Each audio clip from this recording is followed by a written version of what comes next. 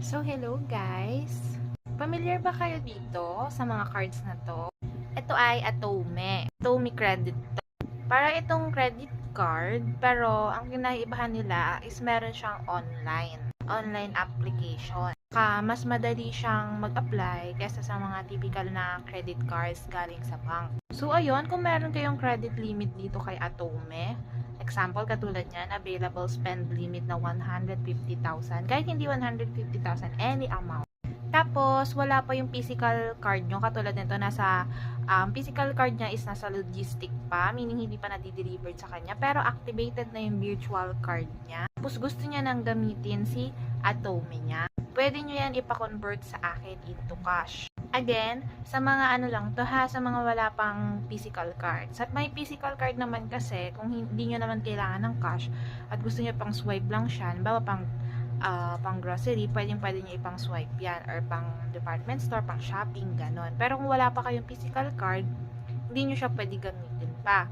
Pero pwede nyo nga makuha siya into cash. Papa-convert nyo lamang. So, may dalawa tayong option ng convert nitong Atome.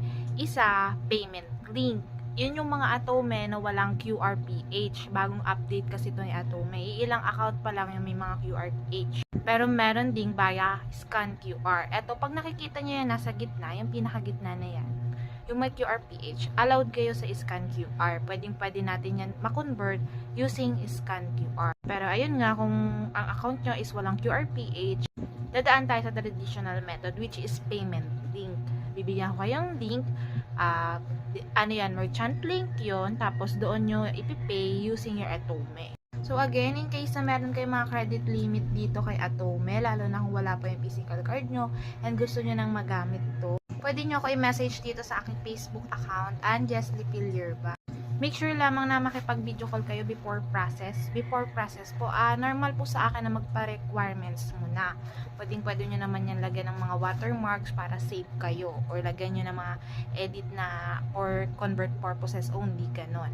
Pero, madalas po, requirements first po sa akin bago po ako mag-accept ng video call. So, make sure lamang na bago nyo i-release yung pera is makapag-video call kayo. Kasi nga, may mga pakalat-kalat akong poster. Hindi naman ako nagsasawang magpaalala na makipag-video call bago kayo magpa-transact. So, again and again, kung meron kayong mga Atome card dyan, tapos gusto nyo nang gamitin para mapa-convert into cash yung mga available credit limit nyo, message nyo ako dito sa aking Facebook account. Again, Anjesly Pilierba, 1.7k followers. Meron kasi dyan mga poster na sa bababa yung followers.